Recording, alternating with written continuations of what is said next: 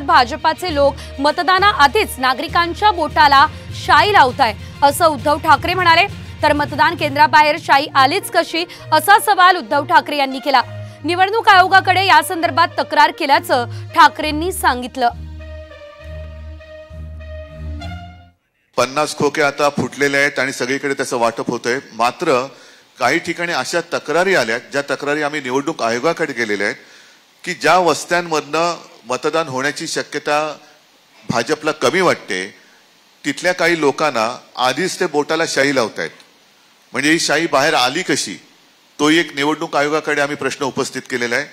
आधीच बोटाला शाई लावली म्हणजे ती व्यक्ती ही मतदान करूच शकणार नाही, एवढ्यापर्यंत त्यांची मजल गेलेली आहे। हे प्रकार कदाचित त्यांच्याकडून केले जात असतील। तुम्ही जुन्या इलेक्शन विसरला का? आपल्याला जे मतदान करणार नाहीत त्यांना मतकेंद्रापर्यंत जायलाच द्यायचं नाही, या टॅक्टिक्स कोणाच्या होत्या?